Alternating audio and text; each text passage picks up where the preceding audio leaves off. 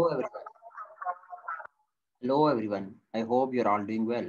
Today the subject of my lecture is literature and literary study. First of all, we must first make a distinction between literature and literary study. Uh, these two terms are distinct activities. You can call the first one, that is literature, as creative and art, and the other, if not precisely a science, is a species of knowledge or of learning. यानी हम first literature को कह रहे हैं कि creative है और art है, दूसरी अगर प्रिसाइसली एक साइंस नहीं है तो हम इसको ये कह सकते हैं लिटरेरी स्टडी को कि it is a species of knowledge और ऑफ लर्निंग. फिर there have been attempts of course to obliterate this distinction, यानी इस डिस्टिंक्शन को ख़त्म करने की भी अटेम्प्ट्स की गई हैं. और क्योंकि ये आर्ग्यू किया गया है कि one can not understand literature unless one rights it, यानी जब तक कोई अगर लिखता नहीं है, कोई अच्छे लिटरेचर को ट्राई नहीं करता तो लिटरेचर को समझ भी नहीं सकता. फॉर एग्जांपल, अगर आप एलिजाबेथन ड्रामा को पढ़ते हैं, पॉप को पढ़ते हैं, जब तक आप if you do not try to write blank verse or heroic couplets on your own, so you cannot understand the literature. ये एक भी आर्गुमेंट हमारे सामने आता है. फिर another point is in this topic is uh, the task of the student is completely distinct. Student की task का बताया जाता है, कहा जाता है कि student must translate his experience of literature into intellectual terms, assimilate it to a coherent scheme which must be rational if it is to be knowledge. यानी स्टूडेंट के टास्क के बारे में बताया जा रहा है कि वो इसका टास्क में it should be like translating the experience of literature into intellectual terms, यानी आप जो भी आपको लिटरेचर का एक्सपीरियंस मिल रहा है उसको एक इंटेलेक्चुअल टर्म्स में उस चीज को ट्रांसलेट करें. Alright, next point is clearly some difficult problems are raised by this relationship. The solutions proposed have been various. Some theorists would simply deny that literary study is knowledge and advise a second creation. Right? कुछ theorists तो कहते हैं कि ये literary study यानी इस चीज़ को deny करेंगे कि लिटरेरी स्टडी एक नॉलेज है और और कहते हैं कि ये एक सेकंड क्रिएशन है. ऑलराइट, तो जो कहा जाता है कि सेकंड क्रिएशन है यानी कॉपी करके हमें दिया गया है. फॉर एग्जांपल, वो कहते हैं पेटर्स डिस्क्रिप्शन ऑफ मोनालिसा और the florid passages in Symonds और Symonds, such creative criticism has usually meant a needless duplication. यानी इन क्रिएटिव क्रिटिसिज्म के बारे में कहा जाता है कि ये नीडलेस डुप्लीकेशन हुई है, ये डुप्लीकेट्स हैं. एक आर्ग्यूमेंट हमारे यहाँ ये भी दिया जाता है लिटरेरी क्रिएशन के बारे में, लिटरेरी स्टडी के बारे में. फिर बताया जाता है other theorist draw rather different skeptical conclusions from our contrast between literature and study. कुछ जो थियरिस्ट हैं वो डिफरेंट एक आर्ग्यूमेंट देते हैं. वो कहते हैं कि literature, they argue, cannot be studied at all. We can only read, enjoy, appreciate it. यानी कुछ तो कहते हैं कि लिटरेचर स्टडी किया ही नहीं जाता, हम तो इसे सिर्फ रीड करते हैं, एंजॉय करते हैं और अप्रिशिएट करते हैं. Appreciation, taste, enthusiasm are left to the private indulgence as an inevitable, though deplorable, escape from the austerity of sound scholarship.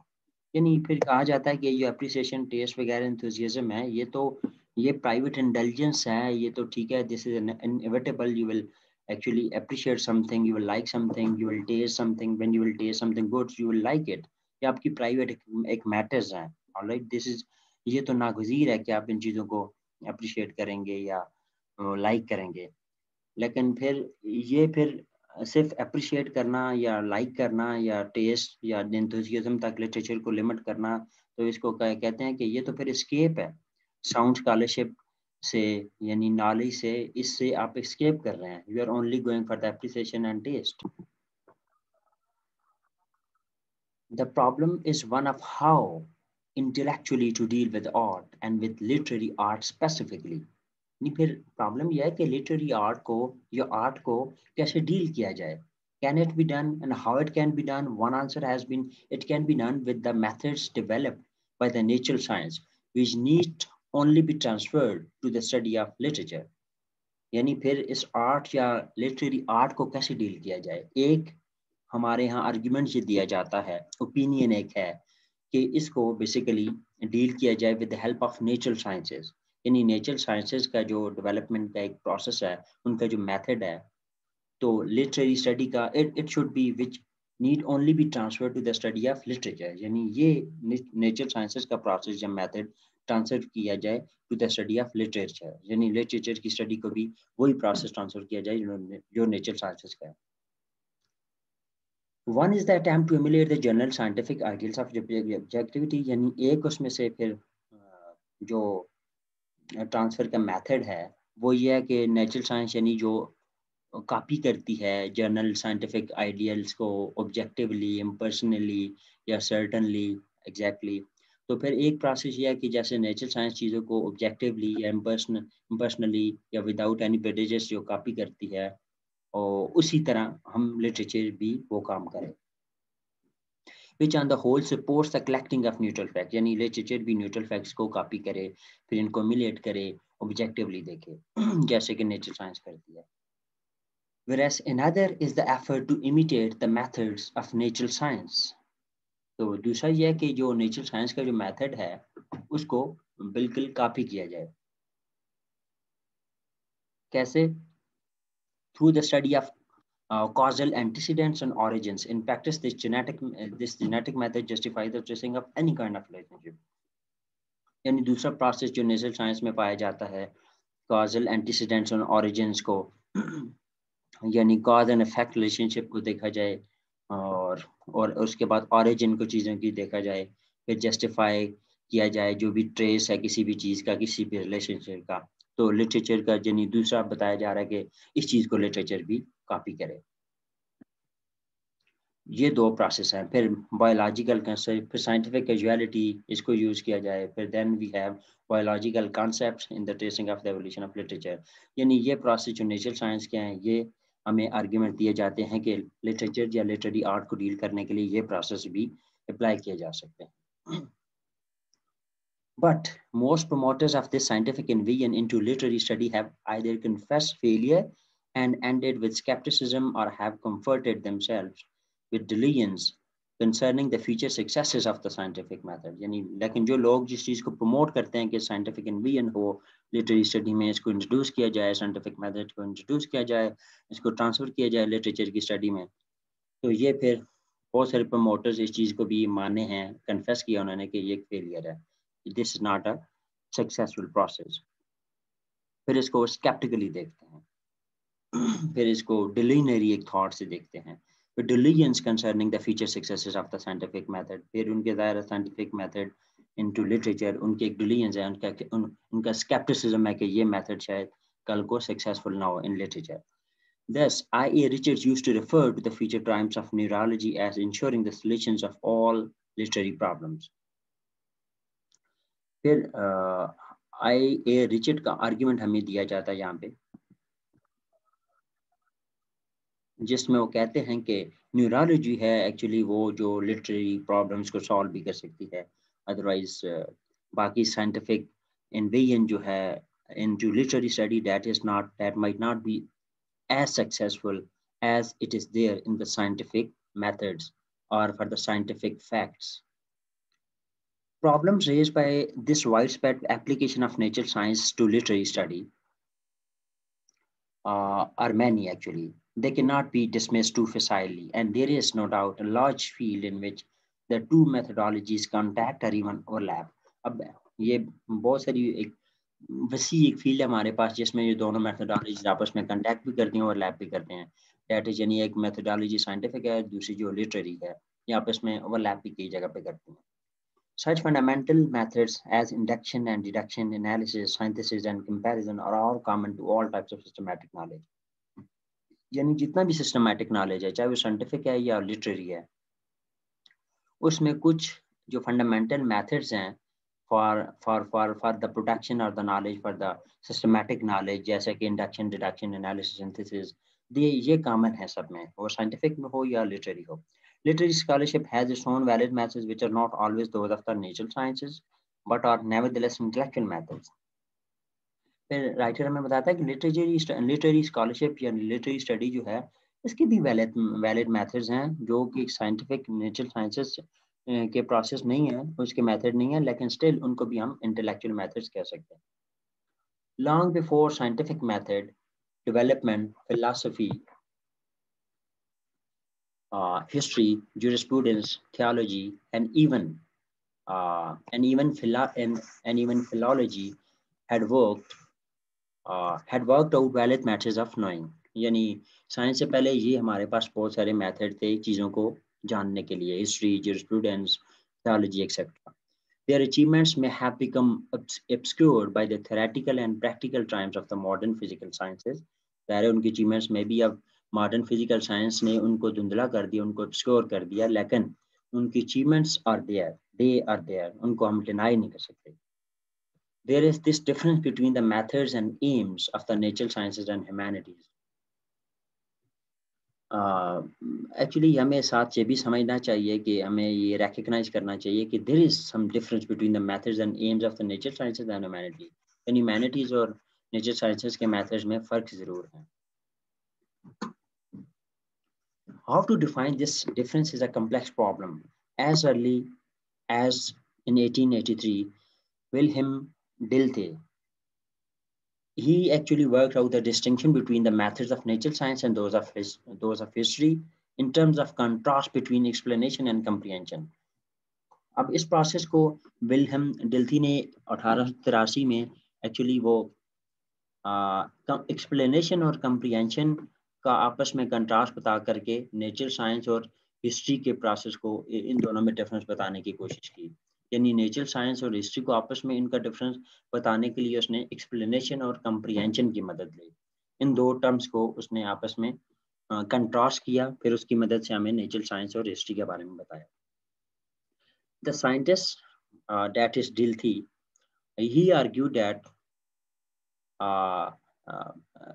Dilthey ने यानी आर्ग्यू किया कि साइंटिस्ट जो होता है, साइंटिस्ट एक्चुअली क्या काम करता है, he accounts for an event in terms of its causal antecedents. यानी वो इवेंट्स का अकाउंट करता है किस टर्म में, in terms of its causal antecedents. उसके जो कॉजल एंटीसीडेंट्स होते हैं, जो चीज़ कोई काज करने में एंटीसीडेंट्स जो एक्चुअली बायस बनते हैं, वो उस टर्म में साइंटिस्ट चीज़ों को याद करता है, यानी जहन में रखता है, उसका अकाउंट रखता है कॉज एंड इफेक्ट के ज़मरे में, उसके सेंस में.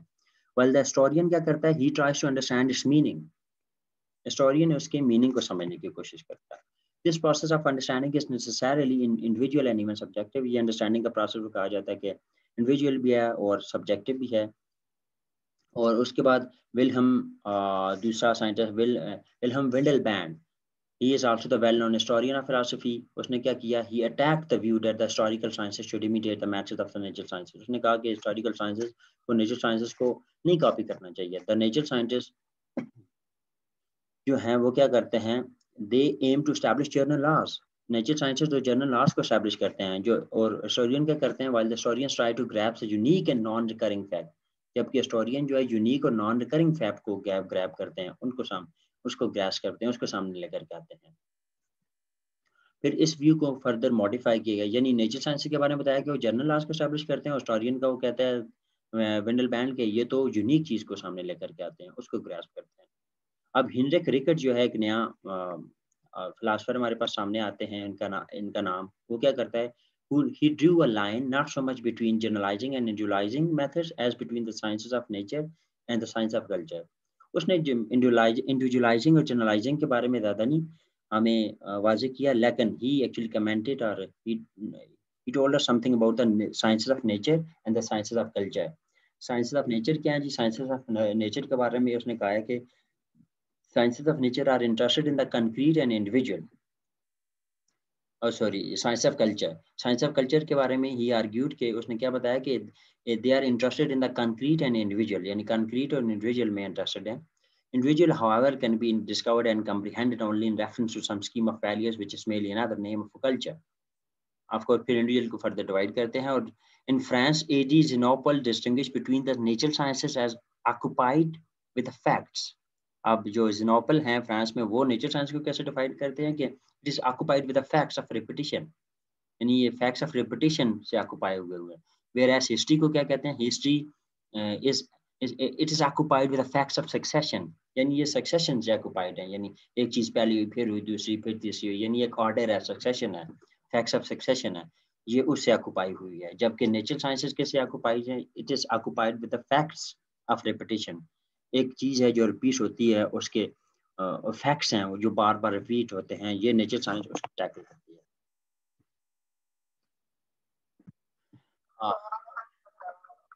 Then in the next paragraph, we come to know that why something unique, and what do we do when we study something, when we study some specific writer. So what is the reason behind that? A very rare problem which a student of literature has to face. Why do we study Shakespeare? हम Shakespeare को क्यों पढ़ते हैं? यानी बहुत सारी चीज़ें उसमें कॉमन होंगी, बाकी लोगों में भी, बाकी इंग्लिशमैन में भी होंगी, रेनेसांस में होगी, Elizabeth and dramatics blah blah blah, लेकिन व्हाई ओनली शेक्सपियर? वी अब राइटर हमें आंसर करता है कि we want rather to discover what is peculiarly Shakespeare's, यानी हम इस चीज़ को डिस्कवर करना चाहते हैं कि व्हाट इज peculiarly शेक्सपियर्स, यानी शेक्सपियर में यूनिक क्या है, peculiarly एक्सक्लूसिवली शेक्सपियर की चीज़ क्या है, what makes Shakespeare Shakespeare, what make Shakespeare Shakespeare, यानी शेक्सपियर को शेक्सपियर क्या क्यों बनाता है, हम इस चीज़ पे ज़्यादा फोकस करते हैं। ये of course this is the problem of individuality and value, यानी इंडिविजुअलिटी भी हम ज़्यादा फोकस करते हैं और वैल्यू उसको देते हैं, ये एक प्रॉब्लम है, लेकिन उसमें हम जानने की कोशिश करते हैं क्यूरियोसिटी, आउट ऑफ क्यूरियोसिटी हम देखते हैं कि what is unique about that particular writer, बाकियों में और इसमें क्या फ़र्क है।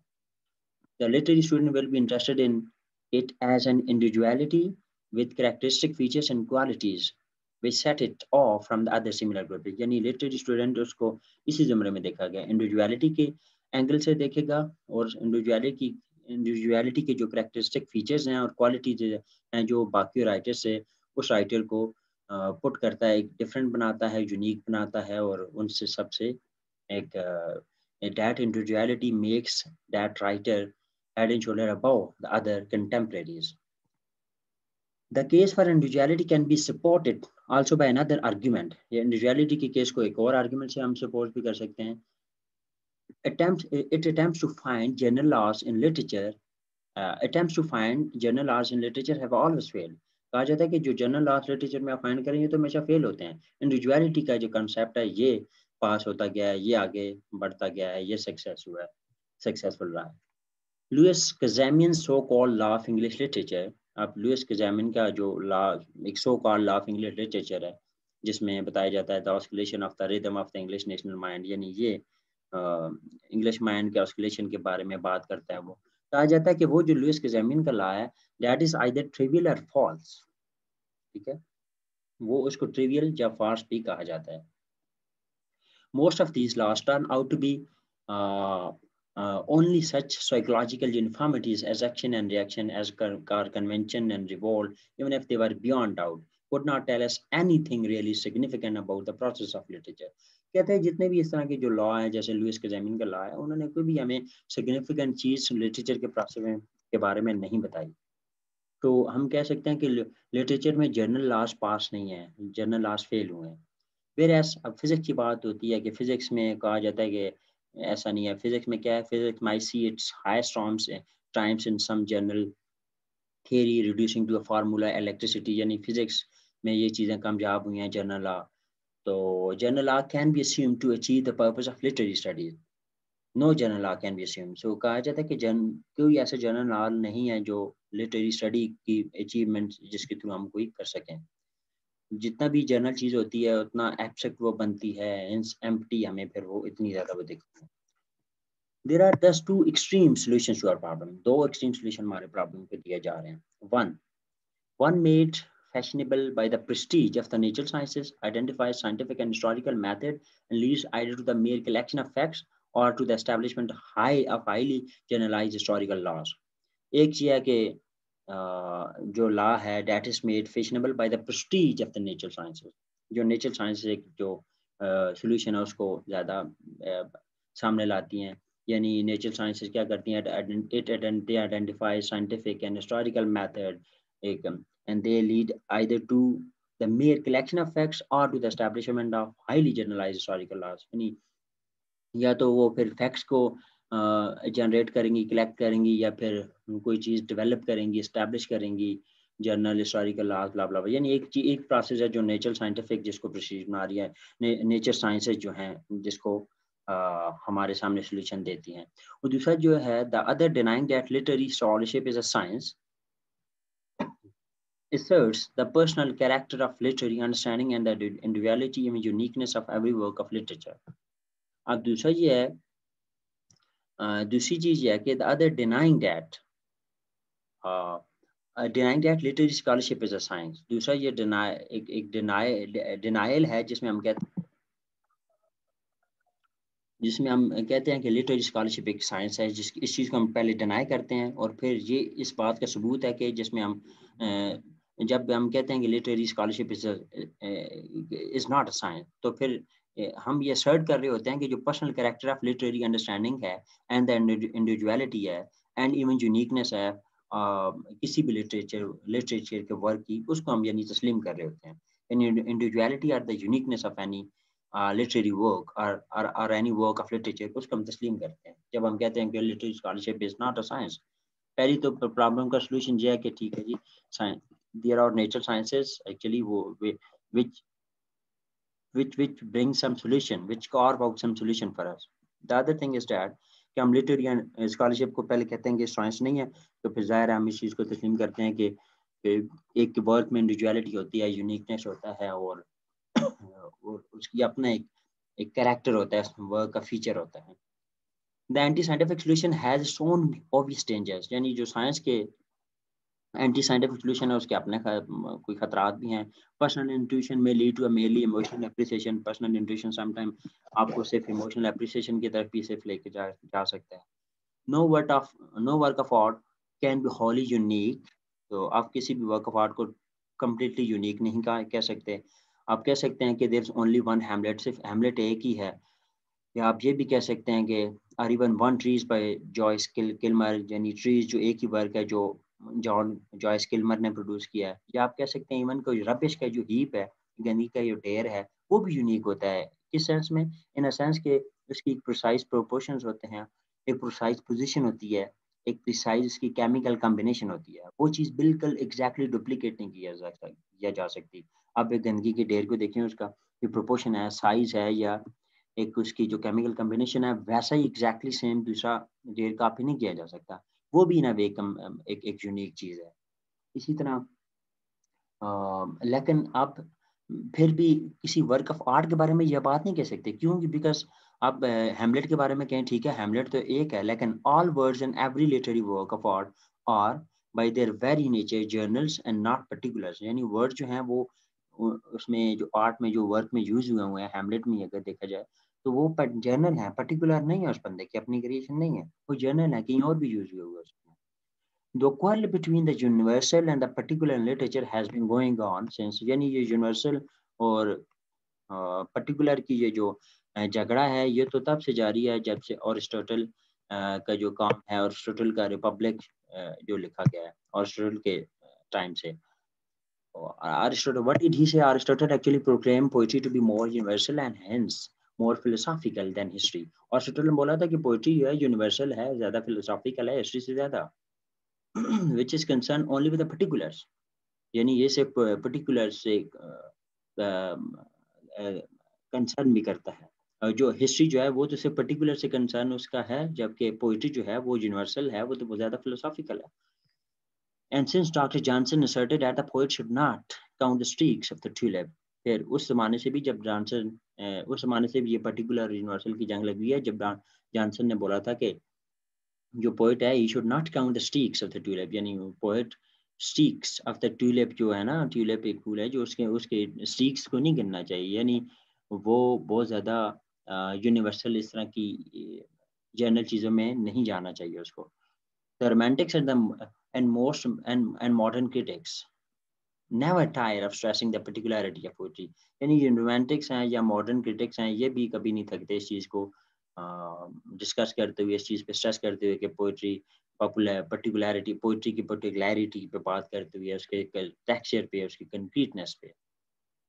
लेकिन ये हर बंदे को रिकॉग्नाइज करना चाहिए कि each work of literature is both general and particular or better possibly is both individual and general. हर वर्क ऑफ लिटरेचर बहुत जर्नल और इंडिविजुअल भी हो सकता है, सिर्फ जर्नल भी हो सकता है या इंडिविजुअल भी हो सकता है, यानी पर्टिकुलर भी हो सकता है, जर्नल भी हो सकता है. We can thus generalize concerning works of art, Elizabethan drama, all literature, all art. So हम इन तमाम वर्क को जनरलाइज भी कर सकते हैं, इनको पर्टिकुलर भी बना सकते हैं. Literary criticism and literary history both attempt to characterise the individuality of a work.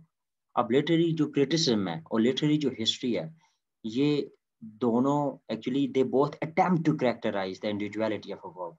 ये दोनों एक इंडिविजुअलिटी ऑफ वर्क को कैरेक्टराइज करने की एक अटेम्प्ट करते हैं. लिटरेरी क्रिटिसिज्म में भी अटेम्प्ट की जाती है और लिटरेरी हिस्ट्री में भी की जाती है. इंडिविजुअलिटी ऑफ वर्क को बेसिकली इसको कैरेक्टराइज करते हैं कि what is the individuality of a work, of any work.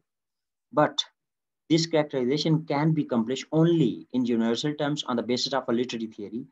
आप लिटरेरी थियरी की बेस पे ही इस कैरेक्टराइजेशन को कंप्लीट कर सकते हैं. यानी in order to characterize the individuality of work, you will have to take the support from literary theory. Literary theory, what is that? It is an organon of methods and it's the great need of literary scholarship today. यानी एक method का organon है पूरा, और ये आज की literary scholarship का एक बहुत बड़ी जरूरत है. To say that literary study serves only the art of reading is to misconceive the ideal of organized knowledge.